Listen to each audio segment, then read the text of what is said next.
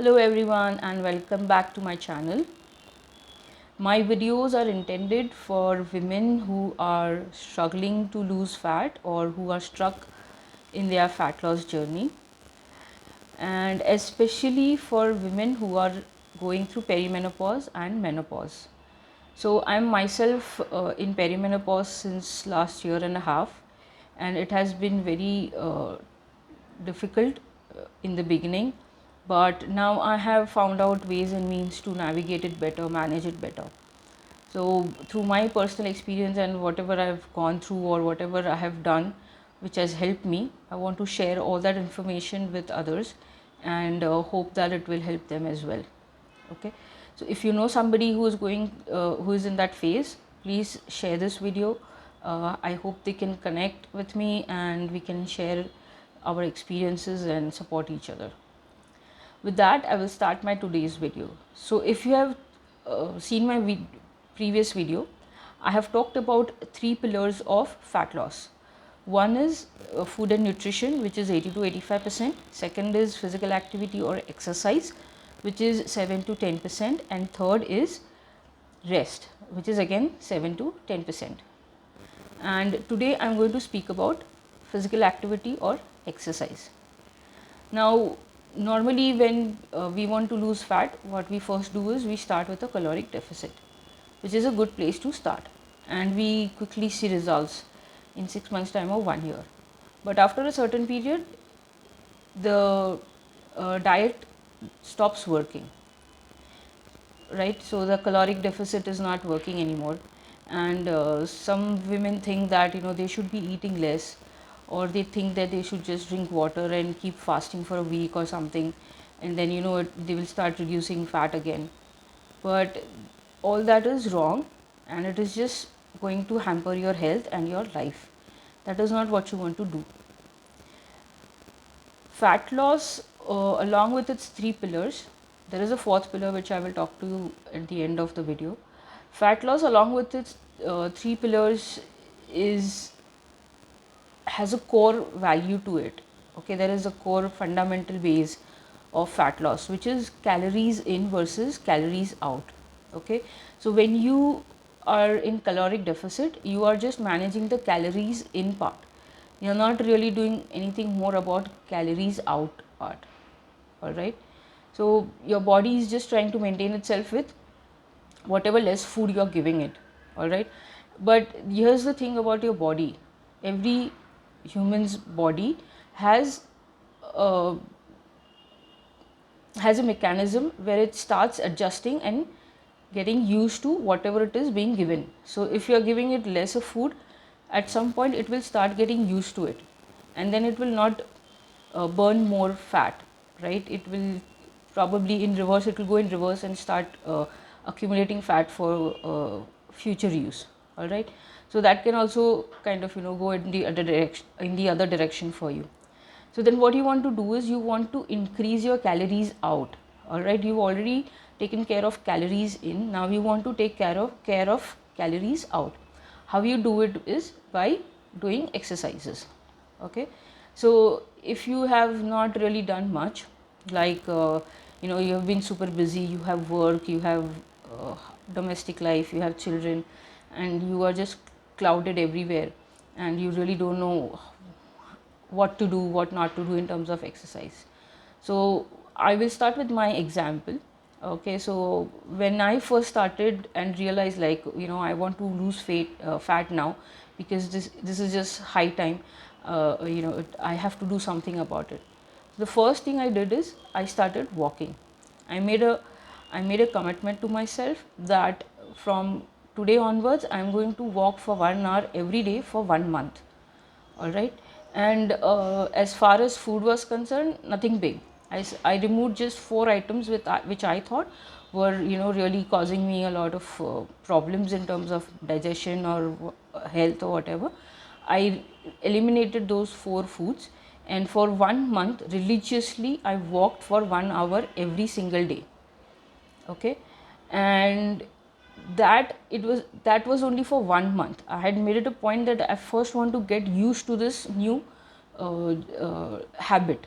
All right, so I did it for 1 month, and then I planned it for the second month, and then I planned it for the third month. Okay, so and so on and so forth. After a year and a half, I lost around 12 to 15 kgs of fat, okay, or water weight. Everybody knows that the initial weight you lose is all water weight. So I lost around 12 to 15 kgs of that. All right, so you can start with something as simple as that. That is called cardio. Okay, you go walking, you go jogging, you go sprinting, you go running, you can swim, you can cycle, you can do aerobics if you want to, you can do Zumba, you can do Tabata. So there are so many other options. You can go dancing, you can do jump ropes if you want. If you like skipping and jumping, you can do that. So you can do cardio of any sort. All right, the point here what we are trying to do is that we want to increase the expenditure of our calories. All right, so that our body starts tapping into the fat reserves. Okay, so like first thing is cardio. All right, or you can also do high intensity interval training. All right, so you can either do sessions of 15 minutes, 20 minutes to 30 minutes. All right, now these activities, as much as they are excellent beginners exercises, women who are going through perimenopause and menopause should avoid doing high intensity exercises of any sort. Okay, don't go sprinting, right? Don't go speed cycling. If you are jumping, then don't do those speed jumps, right? You want to do something which is low paced or low impact activity as far as cardio is concerned. All right, I will tell you why you want to focus only on low impact or cardio. So there is something called as a sweet spot when it comes to cardio and HIIT. HIIT is high intensity interval training. There is something called as a sweet spot, which is a point in your cardio session where your body is burning optimum amounts of fat, okay, for energy, and optimum amount of carbohydrates for energy. All right, anything beyond this point, now your body will start reserving fat and it will consume more energy from carbohydrates, right? So but the primary goal for perimenopause and menopause is to burn fat, or for that matter any person who wants to lose fat, the primary goal is to burn fat reserves. So after that certain point, if you're still continuing with your cardio, then your body is just consuming energy from carbohydrates. That is one of the reasons when you have a long and intense session of cardio or HIIT, you have a big sugar craving. All right, so you don't want to reach that. How do you know you have come to that stage? uh, when your heartbeats per minute has come to 60 to 70% is when your body is using optimum amounts of fats and carbohydrates. All right, so that's when you want to kind of cool down from this point onwards. Okay, that is the reason you will find videos of HIIT sessions which are not more than 15 to 20 minutes, because that is where 20 minutes is usually, in general terms, 20 minutes is the time it takes for your body to go to 60 to 70% heartbeats per minute. All right, so usually you don't want to go into that. Why? Because in perimenopause and menopause, our bodies have become very sensitive and susceptible to any kind of stress. It can be mental, it can be emotional, it can be intellectual, it can be physical, it can be physiological, it can be biological, or any other logical stress. Okay, and when your body is in such high amount of stress, what it does is it produces a lot of cortisol. Cortisol, when combines with high levels of estrogen, is a recipe for fat accumulation. Okay, so this is the reason you want to avoid doing high intensity cardio if you are in perimenopause or menopause. Try to avoid doing any HIIT training sessions as well. You want to do something which is called as steady state cardio, where you walk or jog or swim or cycle or even do aerobics at a steady pace. Okay, there should be no spikes, sudden spikes and rest, and sudden spikes and rest. You don't want to do that. You want to do at one pace which is comfortable for you. You don't want to put your body into unnecessary stress. All right, so you want to do something which is at a comfortable pace, whether it's cardio or any other exercises. All right, so that is one way of beginning your fat loss journey, coupling it with the caloric deficit. Now you have started expending more calories compared to what you are taking in. So like I said before, after every phase there is always a level up. You have to always go up. Like with even with caloric deficit, you stalled after a certain time, and then you had to change your food and nutrition, or you may had to have add another 100-200 calories. The same goes for physical activity as well. After a certain point, your body will get used to whatever cardio or HIIT training you are doing, and then you will have to level up. So the best thing what you can do is, once you have started doing cardio and you think you are stalling and your weight is or your fat is not going anywhere, you can amp it up a little bit by adding body weight exercises. Body weight exercises help you in your flexibility and mobility. All right, so body weight exercises includes yoga, pilates, calisthenics, something which is very simple. It does not put a lot of strain on your muscles or your joints, etc. And it kind of oils them up. Your body loosens up, and then you can start using your muscles, so on and so forth. It makes your body more flexible, your mobility increases. So you want to do very simple body weight exercises like squats, for example. All right, squats are a very simple thing. You can do it even on a sofa or on a chair. All right, something like that. So once you do that, your muscles get used. Okay, when you use your muscles, you are using a lot of strength from your muscles. A lot of energy is being burned through the activity. Your muscles are being used up. Okay, so which is good, because again, as I said, it only adds to the expenditure of calories. Okay, so then your body keeps tapping into the fat cells for reserved energy. All right, and just like everything else, over a period of time, you want to amp the body weight exercises as well. You want to if you're doing yogas or pilates, you want to increase the difficulty. Now in certain pilates exercises, you can do them with dumbbells. All right, so you can use small weights like 1 kg 2 kgs to do your pilates. With yoga, you want to increase the difficulty or do more difficult exercises, right? Level up. All right, with calisthenics, you want to upgrade that same particular exercise. For example, like if you could never do your push-ups, you start with knee push-ups, right? So now you can do 5 knee push-ups. Now you want to amp it up to 10. Once you are able to do 10 knee push-ups, then you want to do 1 strict push-up. So you're constantly moving ahead and trying to keep your body using more and more energy from the reserved fat. Okay, so that's how you do it. Now after a certain while, you also want to include resistance training. Okay, resistance training can be done either through resistance bands or by lifting weights in the gym.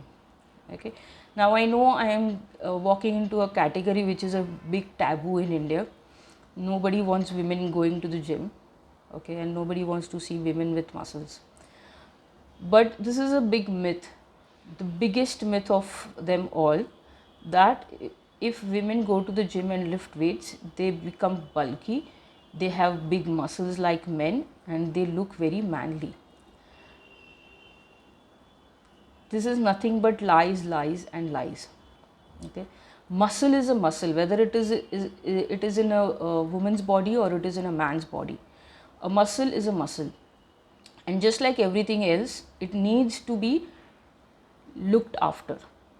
All right, so you want to strengthen your muscles. All right, building muscles is a totally different ball game.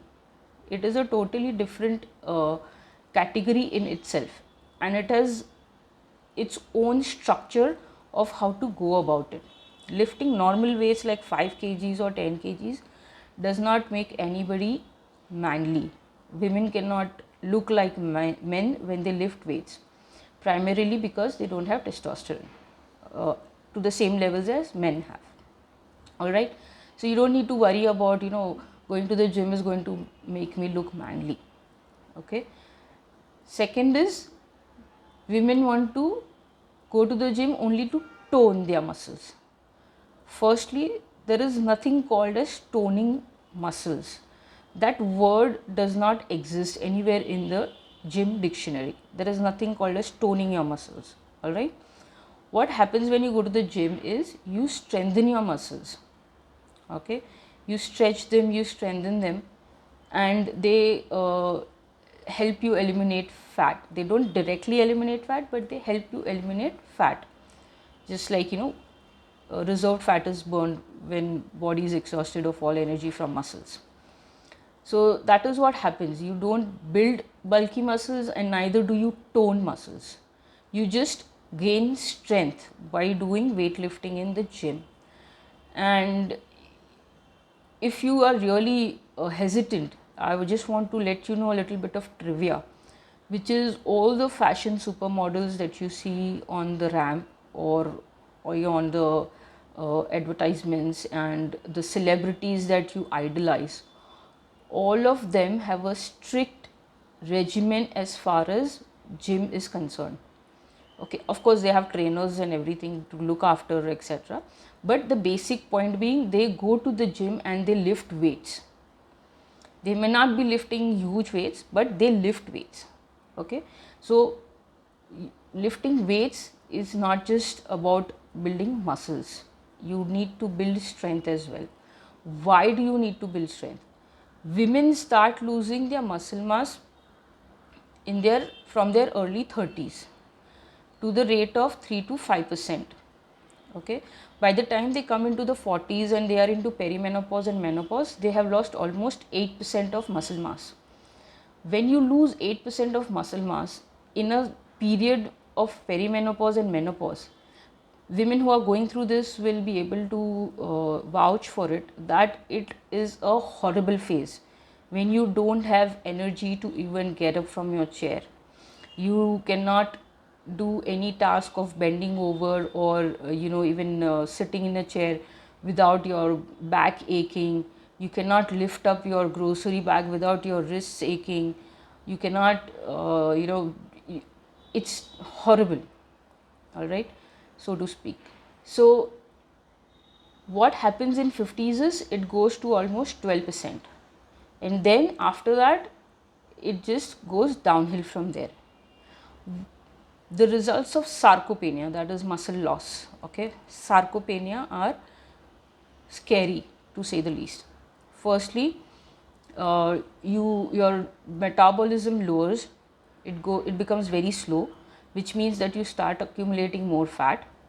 Secondly, you increase your insulin resistance, which leads you to diabetes.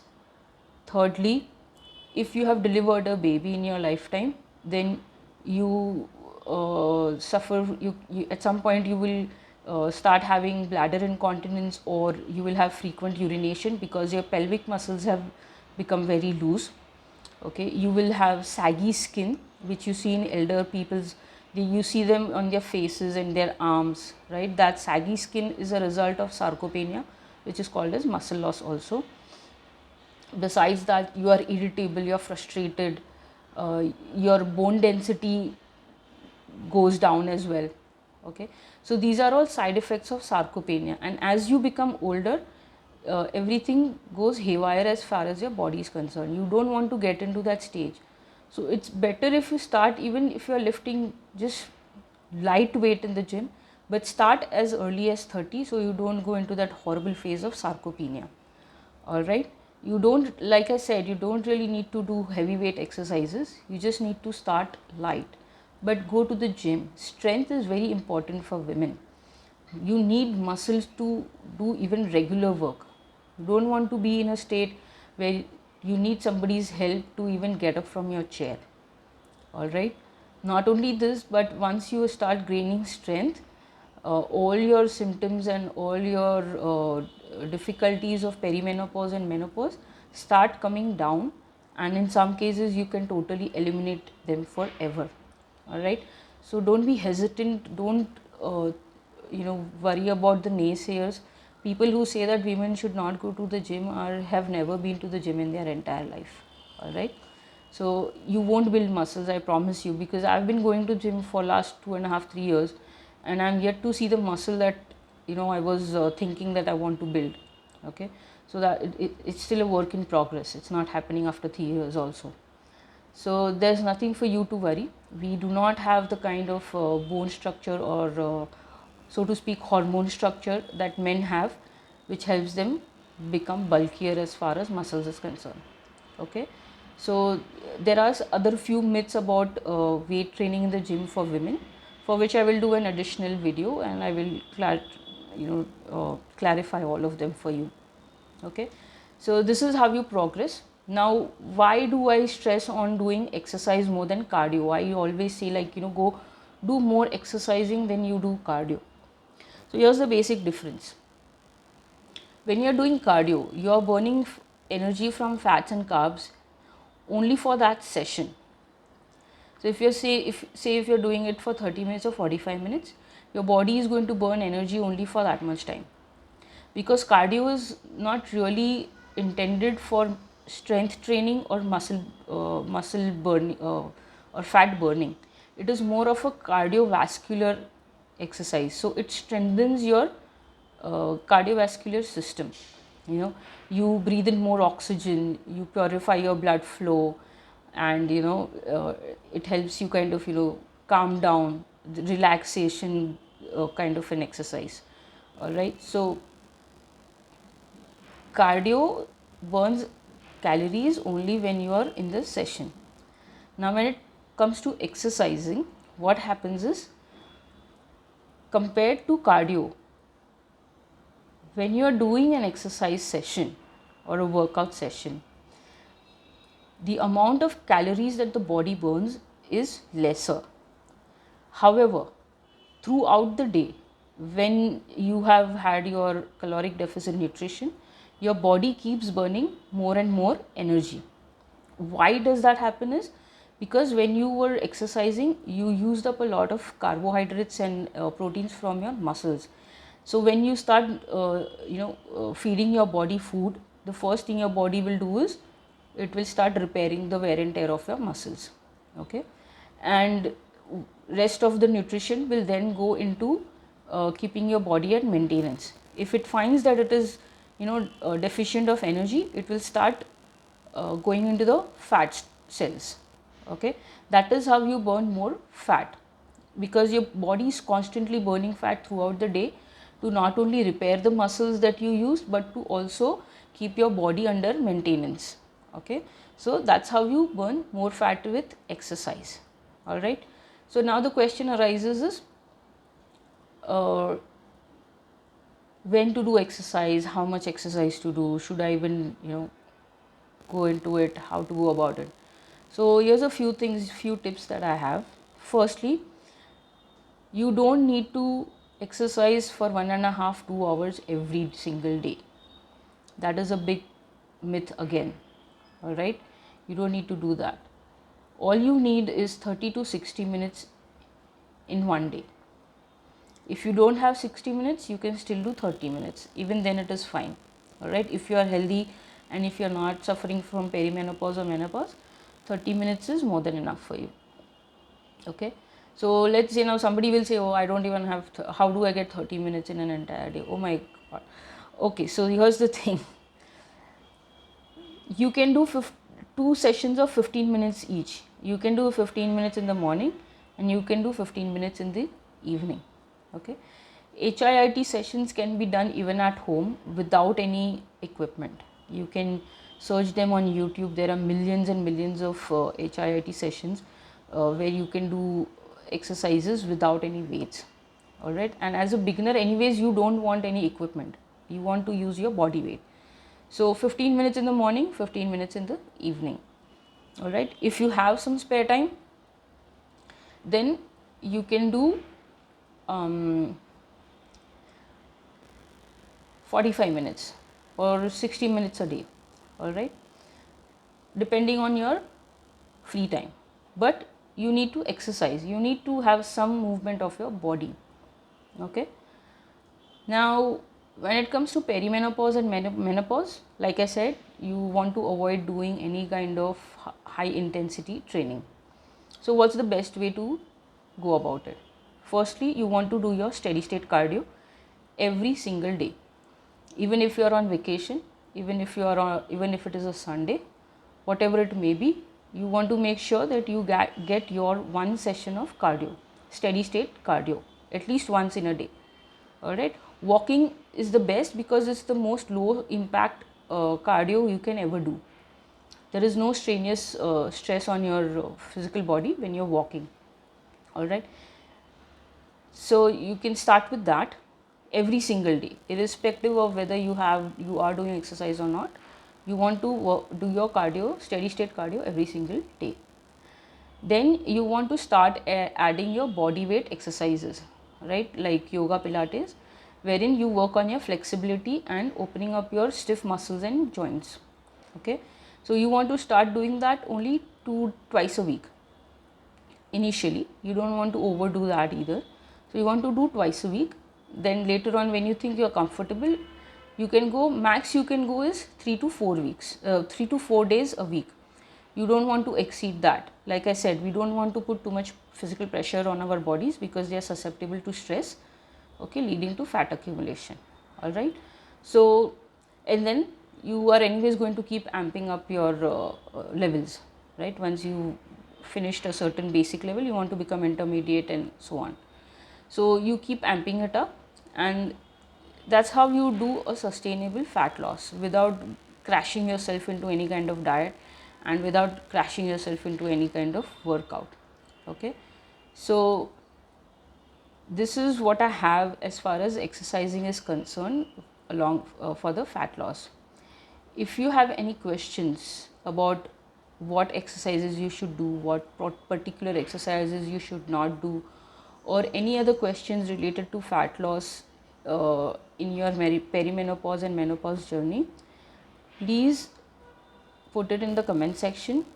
I will give you replies as soon as I have the right answers, and I will try and support you as much as I can. All right. So keep watching my videos, more content will come through. There is one fourth pillar which I have not introduced so far as fat loss is concerned, is hormones, because that is very specific to women in perimenopause and menopause. That one topic, hormones, is a big instrument in fat gain when you are in perimenopause and menopause. One big reason why you have gained weight is hormones. So I will touch it separately in detail in another video, and if you are interested in knowing more about them, just let me know in the comments. Leave your comments for this video as well. If I'm missing out, let me know if you want to add something to it, or should I give you some more information about how to exercise. Whatever it is, feel free to write it in the comment section and I will try and get back to you. Okay, like, comment, subscribe to my channel, and hope we connect with other people who are just like us. With that, thanks for watching my video, and I will see you soon. Bye.